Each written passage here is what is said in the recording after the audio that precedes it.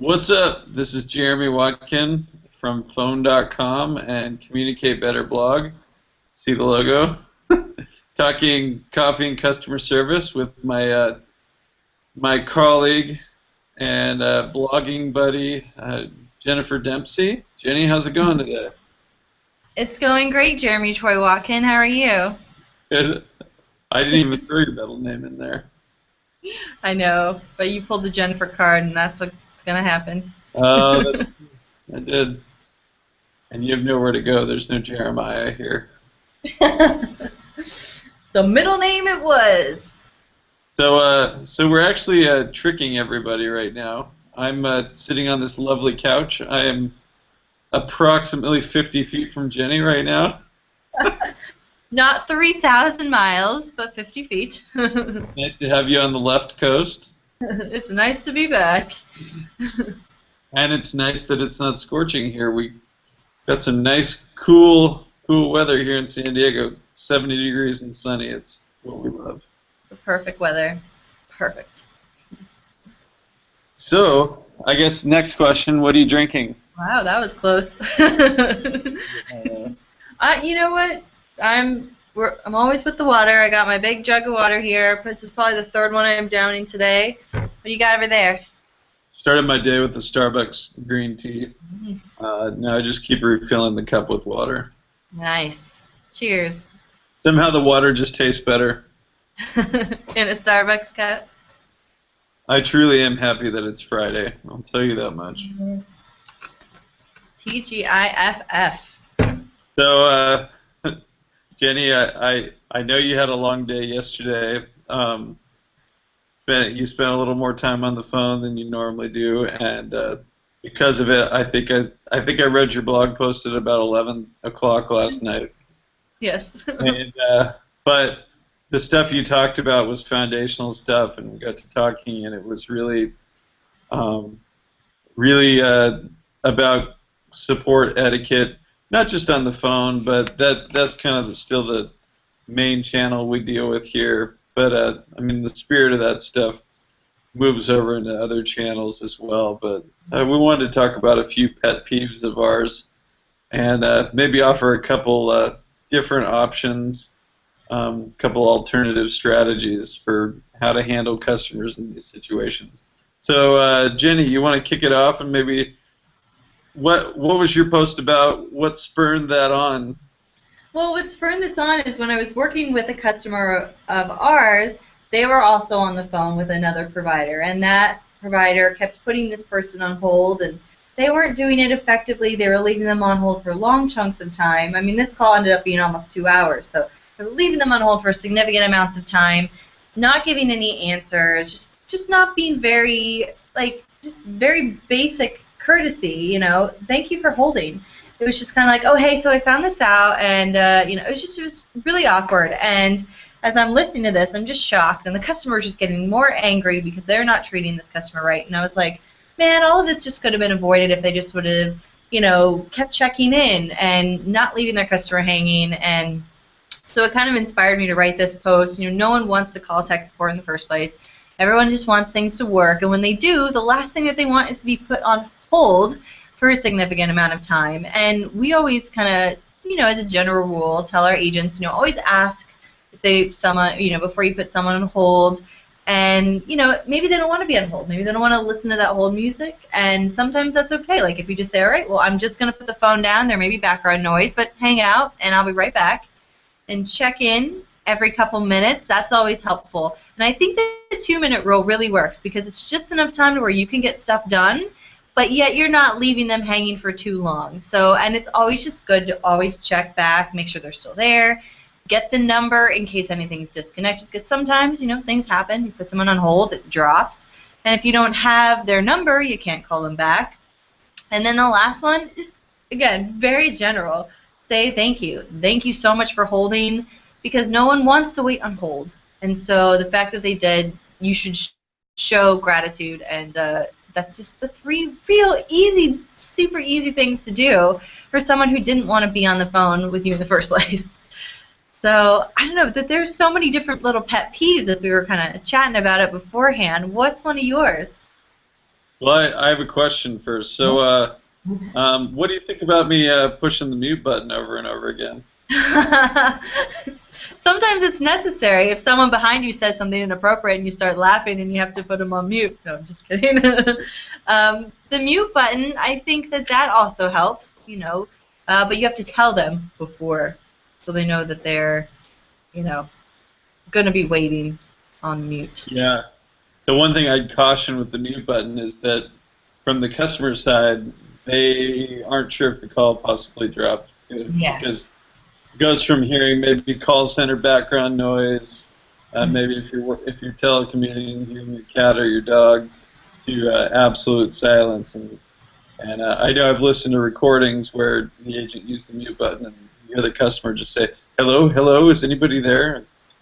Um, yeah, Yeah, as long as you tell them, I think it's okay, but otherwise, and to check in still. I think the same rules would apply with the mute button. Still ask, still check in, still say thanks. Because sometimes they don't want to listen to music. They'd rather listen to silence, and the mute button will give them that option. So. yeah, that's right on, Jenny. I think some of those things are just like some of that, saying your pleases and thank yous. That stuff that a lot of people learned as children, and it serves you well on phone support. Yeah, absolutely. Ma'am, sir, all that stuff. Yeah. I didn't really have to say ma'am and sir very much, but Yeah, me neither. And now it still feels funny. Some customers will want you to say that, but others are like, "Hey, how's it going, dude?" No, just kidding. it's funny. I found that in a lot of cases, where a customer might be angry or the conversation might be a little bit more tense in the beginning. Once you're polite and friendly and you it loosens up a little bit. I've had customers, when I first got on the phone with them, they said, "Now I want to be referred to as Dr. Bill Smith." And after a little while, they're like, "Okay, it's cool, man. You can call me Bill or Dr. Will Smith or whatever. You will refer to me as Doctor," which is fine. They've earned it. But oftentimes, when you start building that connection with the customer, they loosen up a little bit. All right. So my pet peeve, which I think I've written a couple posts about it, and I kind of waffle on the issue a little bit, but is rushing someone off the phone at the end. And how earlier in my career, I would just tell people at the end of every call, you need to ask, "Is there anything else I can help you with?" Our friend Jeff Toyster's using our service, and I was helping him with an issue, and I actually asked him the question, and he completely I kind of mumbled it because it was so second nature. He was like, "Did you really just ask me that question?" I was like, "I'm so embarrassed right now. I can't believe it." That's like the worst thing you can say to a customer service consultant. But I was nervous. I was providing customer service to a customer service expert, so scary. But it really gets the spirit of it is so much more important. And for people that are scoring on a QA sheet, it almost doesn't fit. But this is, I think, what's more important is the spirit of asking, "Is there anything else I can help you with?" You should ask yourself, have I done everything I know possibly to do to help this customer and to ensure that they won't call back because they've resolved their issues and they can move on with their day. And that should be the goal. Sometimes the question is appropriate. You're kind of wrapping up the call and say, "Is there anything else at all that I can assist you with?" I think that's great. You should never eliminate that. But if it becomes a question you ask that's like they're rambling and you're like asking that question to try and wrap up the call, that's kind of rushing them off the phone. But if you're just asking it to check a checkbox, you're missing the point. It's about really making sure the customer's issue is resolved and that they're done with the call. And I think one thing I would add on to that is sometimes a customer will think they're done with the call, but you as the customer service expert for your product or service, you might identify areas where, oh, well, let me tell them about this service or this part of our product that they may not know about, and they may want that and appreciate it. And who knows, it might prevent a call in the future because you resolved it then and there. Yeah, So that's one of mine. that's really great. Great point. I'm really enjoying this couch. Yeah, it looks really comfy. Yeah, more comfy than these chairs in here. But there are a lot of What are your other pet peeves, Jenny? The other one that I really can't stand, and I think this goes, being a customer of a company as a customer service representative, and just as, person in general, just someone who says they're going to call you back or do something for you, to email you or send you something, and they never do. And that always just irks me, especially when you spent so much time with someone on the phone, who's especially in some department, and they're like, yes, I will send you this, and I will get you that information, or I'll call you at this time, and you set up your schedule around that, and you wait, and then nothing happens. Or vice versa, when you spend a lot of time with the customer, I know this happens, I'll set up an appointment with them, and then I'll call them at that time, and then they won't be there, and then, they kind of forgot, and I understand things happen, but it's just like it just gets to me. It's like just set aside that time. It'll take, just let's work together and get this done. We got this. It always bugs. Ugh. I don't know what else you got. I'm getting anxious now. That is funny. Yeah, that's tricky, isn't it? Mm-hmm. Definitely want to emphasize. We talked about it in our service standards that when we talk about being accessible to our customers, we want to connect with them on the channel that they want to be connected on. So, if the ticket says give them a call back, let's give them a call back. Yeah. Don't email them back. Don't. I guess that's another real option if it's in a ticket. Time I think that's okay is if, let's say, someone gets in early and you have to be sensitive of time zones. And Sure. I think sometimes, because in some cases, at least on the East Coast when I was out there, and I would get the ticket at, it'd be around 9 a.m. there, and I'd be like, oh, I'll call them. But, oh, wait, they're in California. Maybe I'll just send them an email and see what a good time is. I think sometimes you just have to be a little creative with it and be mindful of those, because time zones, you don't want to wake your customer up at 6 a.m. It's not going to be cool. So one thing I'm a big fan of it doesn't always work in customer service. Sometimes the customer, the issue's urgent, they want it resolved then and there. Mm-hmm. No questions asked. But sometimes, to get the right people on the phone or to jive with schedules, scheduling a meeting and even having a set beginning and end can work in customer service and can be really respectful of the customer's time and our own time. I've really become a big fan of it, but again, you have to call back when you say you're gonna call them. Yes. All right, so I think my number one most frustrating thing, which it's kind of fresh in my mind. This was I emailed my bank recently because here's my personal challenge. This is email, but it's close enough. It's the spirit of it. I don't like it when people tell me, no, it cannot be done when I ask the question. And I'll kind of expand on that. But, I emailed my bank because apparently Home Depot got hacked. I don't know what it is about these big corporations getting hacked, but I got an email last Friday from my bank saying we're canceling your ATM cards. And actually, my wife was at the store buying something right after it happened. So, and of course, we're trying to be good with our money and don't have another credit card. So we absolutely had zero buying power. We've been writing checks to my in-laws to get cash out until we get our new cards. But I emailed my bank and I was like, is there any way you can expedite new cards to us? And I basically got a form email back saying 7 to 10 days. And then I wrote them back and was like, I kind of explained that this is causing financial hardship, causing a hardship for me and my family. And they wrote me back and were like, well, it's going to be $35 if you want to expedite those cards. And I was like, man, this is brutal.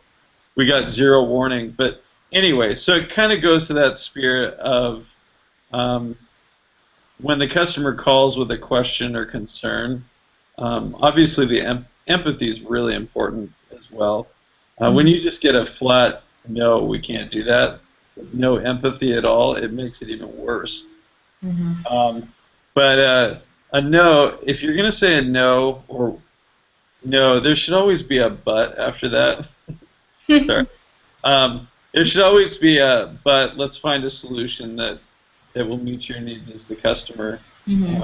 Especially if the customer voices that it's a big issue for them. You know, no, simply saying no potentially slams the door on the customer, slams the door on their business. And, it's a weird position to be in as a customer. I don't know if you identify with that, Jenny, but you know, when you're sitting there, someone says, "No, we can't do that," and you kind of hit an impasse where it's like, "Okay, I guess we're done with this call." Yeah.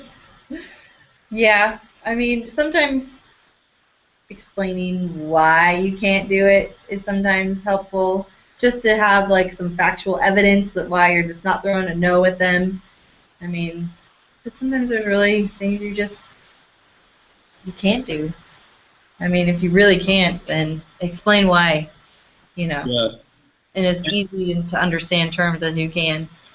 That's a great point. I think if you're a frontline agent and you don't know the why, a customer will respect it a lot more if you at least find out the why and share that with them. You know, even if you're like, I'm pretty sure the answer is no, or I know the answer is no, but let me either open a ticket or can I go ask my supervisor why it's no, and maybe the supervisor will have an alternative for you. Yeah. They have special powers sometimes. Sometimes they do. So, any other pet peeves?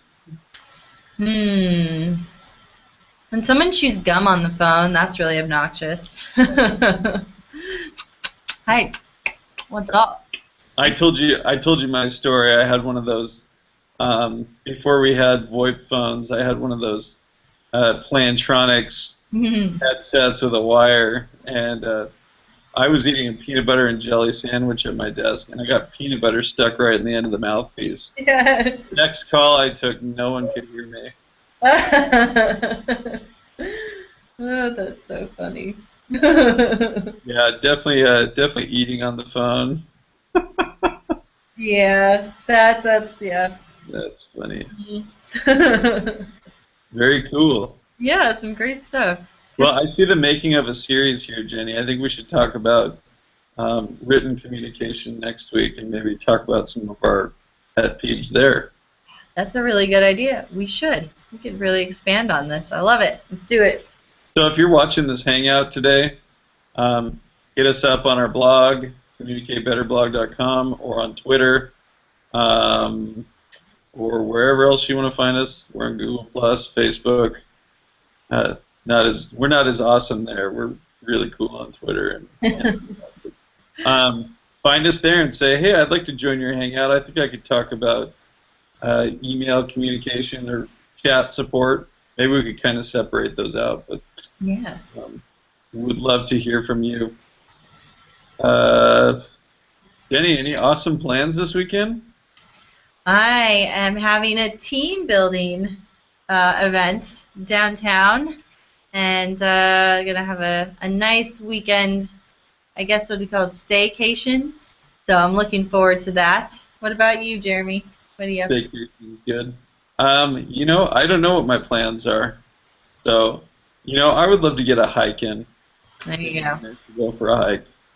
Oh, I have one more thing to say, Jenny. I'm going to brag about you. Oh. So Jenny's one of the best customer service people I know, and she got yet another marriage proposal yesterday. So I am good with customers.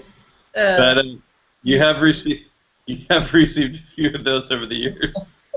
Yes, I should have just started keeping track of them. I mean, wow. I don't know. I don't know. Magic touch, I guess. Well, Yep. Well, congratulations on that. thank you. Sometimes being really nice creates problems. Oh boy. All right. Well, thank you so much for joining us for another Coffee and Customer Service. Jenny, always a pleasure. Always a pleasure, Jeremy. Have a great weekend. You too. We'll see you all later.